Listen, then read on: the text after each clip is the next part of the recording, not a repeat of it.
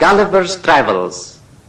Hak cipta tahun 1983. Dilindungi oleh undang-undang dan dipegang oleh IPS Publishing Incorporated, Westlake Village, California, USA. Dilarang keras merekam kaset ini dengan cara apapun tanpa izin tertulis dari IPS.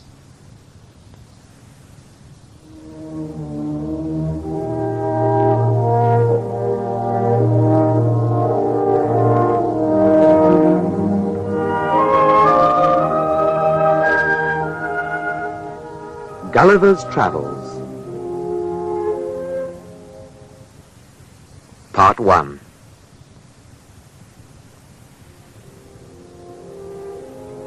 On May the 4th, 1699, Lemuel Gulliver, a London doctor, gets on a ship at Bristol, England.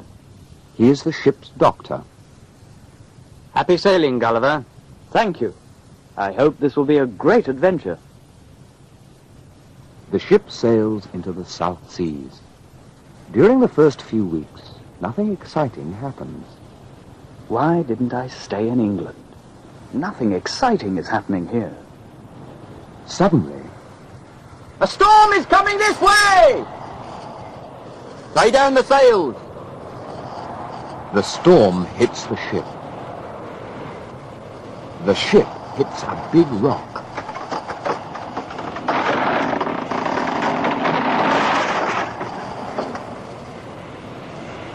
The ship goes down with most of the crew, but a few people hold on to the rock.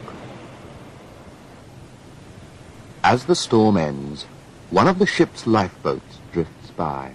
I will get it. Gulliver gets the boat and swims back to the rock with it. He saves the people. I don't see any land. Where are we? They are far away from their course, in a place that is not on their maps.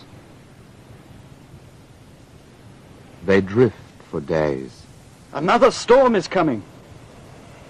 A moment later, a big wave overturns the small lifeboat. This time, only one man lives. He tries to swim.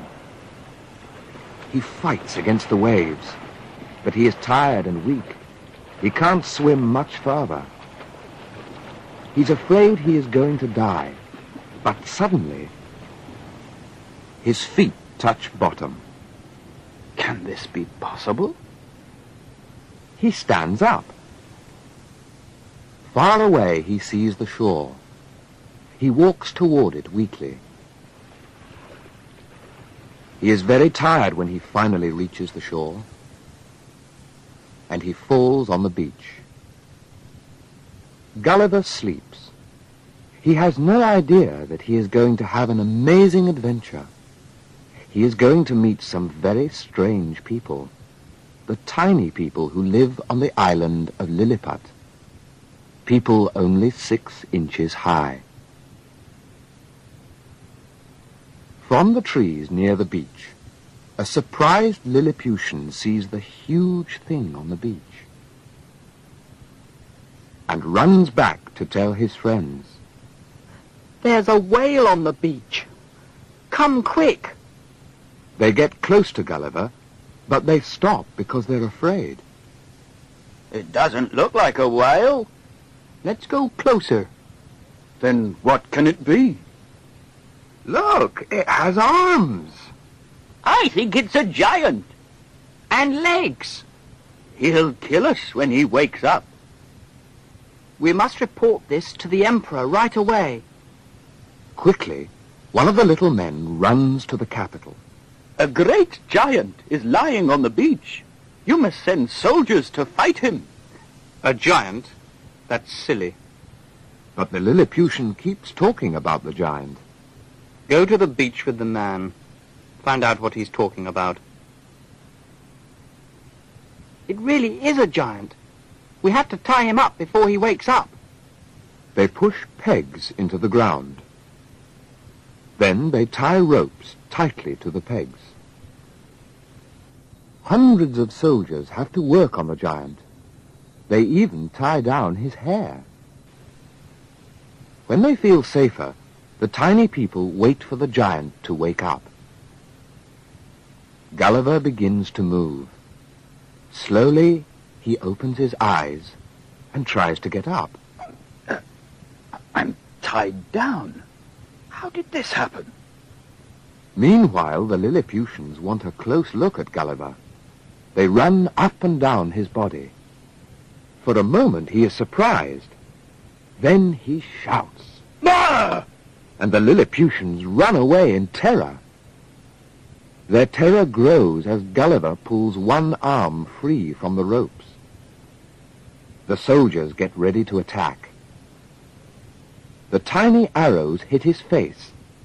He decides it is a good idea to lie still. Get ready to shoot again, men. Look, he's saying something. Maybe he wants something to eat. The minister orders the men to bring food. But it's a huge job to feed Gulliver. They keep putting food into his mouth, but Gulliver is still hungry. Bring more food! His stomach has no bottom! They feed Gulliver 50 Lilliputian chickens, 20 loaves of bread, and 5 bushels of potatoes. Now he is thirsty. We'll need at least 10 barrels of wine. Finally, he has had enough to eat and drink. Now Gulliver wants to be free of the ropes. He's asking us to cut the ropes. No. First, we have to take him to the Emperor. Now the tiny people have another huge job. They have to carry their giant visitor to the Emperor's palace, half a mile away. They put him to sleep with a lot of wine, and then thousands of workmen start the job. First, they build a great platform on wheels. The next job is to lift Gulliver onto the platform. They do this with ropes, pulleys, and poles. So Gulliver is a prisoner of men no bigger than his hand. The little people start to move the Man Mountain to the Emperor of Lilliput. Hours later, they finally reach the city gates of the capital of Lilliput. And they chain Gulliver to the gates. Then they cut the ropes, but the chains still keep him prisoner. Suddenly, a messenger shouts, The Emperor is coming! This huge man must be very strong. He can help our country a lot. The Emperor orders Gulliver to lie down so he can see him better. The Emperor's admiration for Gulliver makes Admiral Bogolam jealous. He wants the Emperor's favor for himself and dreams of greater power. I won't let this giant stop me. The Emperor orders his people to take good care of Gulliver. Then he leaves with his ministers. First, Gulliver gets new clothes. He's 12 times taller than any one of us. Is there enough cloth in Lilliput to make him clothes? They sew thousands of pieces of cloth together to make Gulliver's coat. Then they make a bed for Gulliver out of 600 Lilliputian beds. Meanwhile, the Emperor is meeting with his advisors to make plans for Gulliver. My advice is to destroy the giant before he gets free of his chains. No. Let's teach him our language. Maybe we can make him our friend. Yes, he can help us against our enemies in Blefuscu. They're getting ready to attack us. Gulliver learns the language from Lilliput's best teachers. Lapco. Lapco. So that means book. As soon as Gulliver learns the new language, the Emperor visits him again. Your Majesty, when are you going to free me? I'm having a meeting of my advisors today. You'll know tomorrow. Let's free him. Yes, but only if he makes some important promises. The next day, By order of the Emperor, you can go free, but only if you make these promises. And I promise to give 2 hours warning before I visit the capital, so that the people can go to a place where I won't step on them. Lemuel Gulliver. Gulliver is now free to go around the country. His first visit is to the Emperor's palace.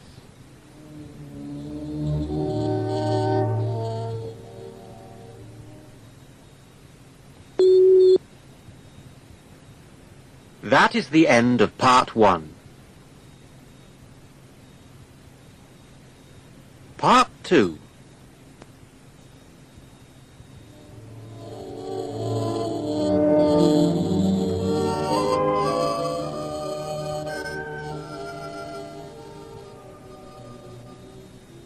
The capital city of Lilliput. I can almost walk across this city in 3 steps. Carefully, he steps onto the tiny street that goes to the Emperor's palace. The Lilliputians have special games for Gulliver. But in one game, a horse runs away. The horseman is going to fall when Gulliver saves him.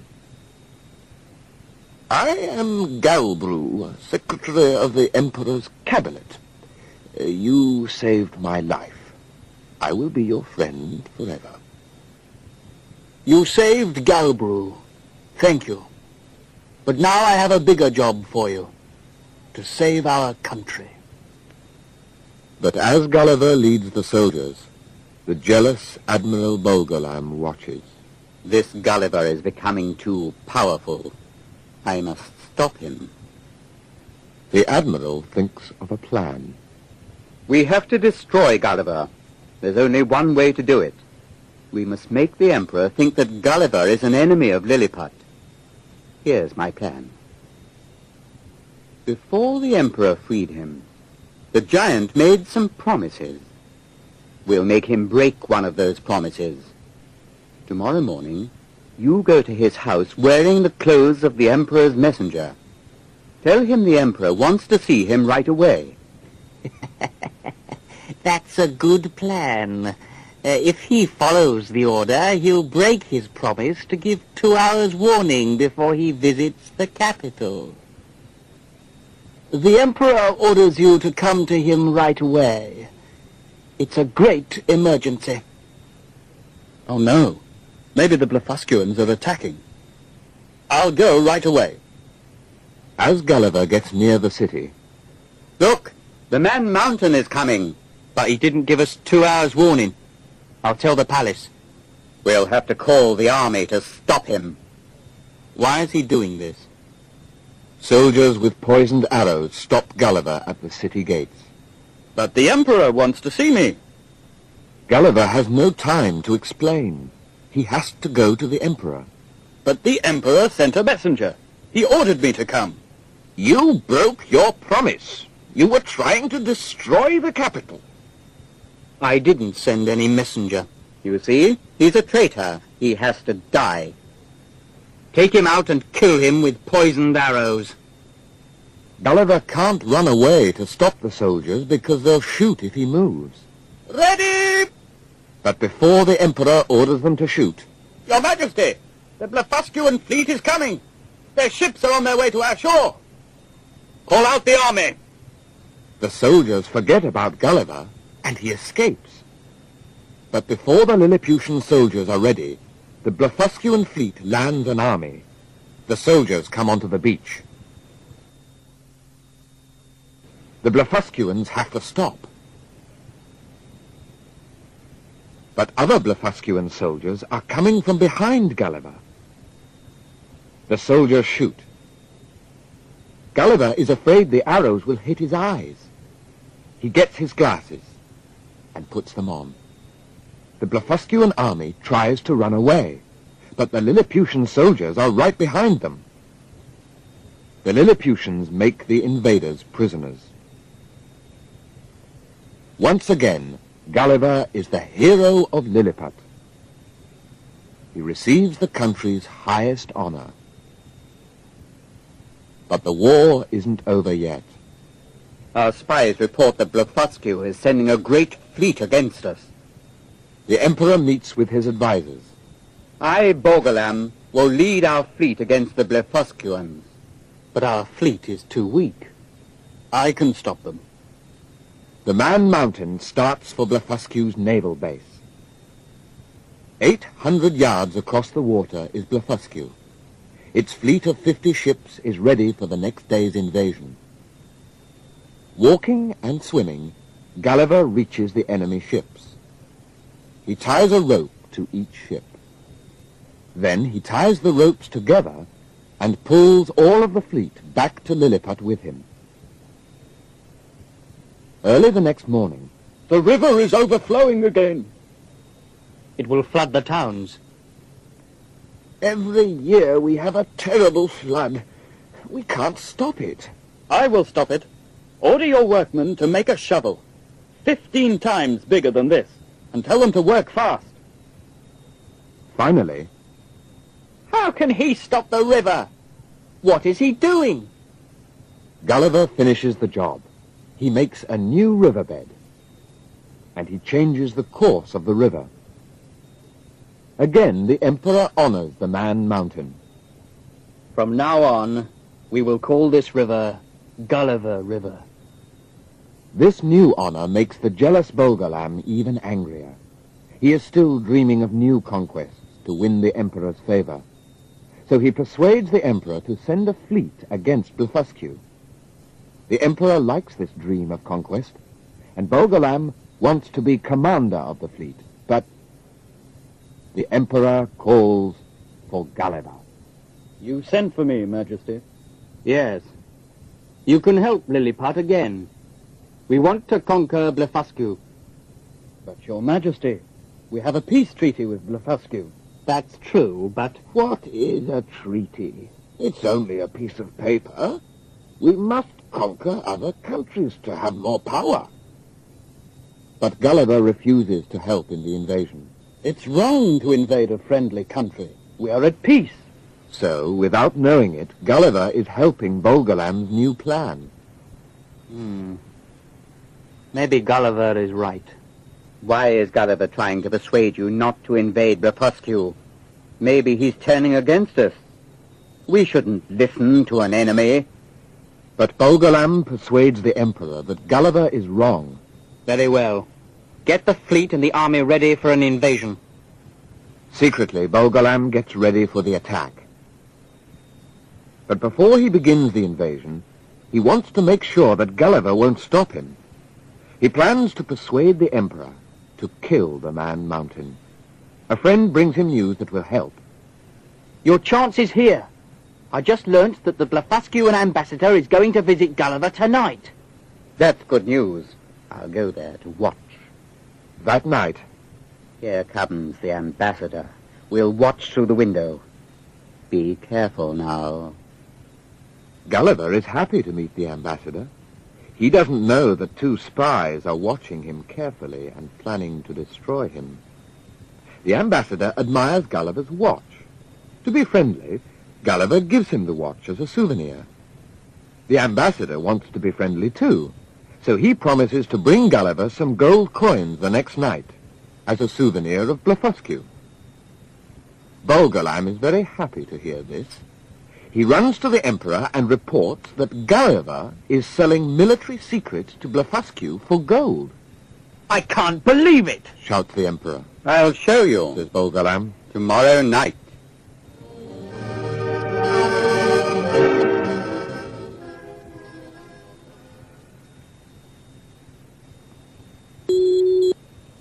That is the end of part 2.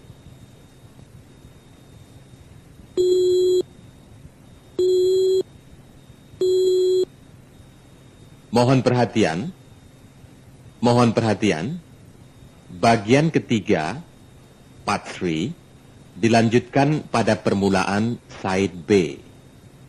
Mohon perhatian. Mohon perhatian. Bagian ketiga, part 3, Dilanjutkan pada permulaan side B.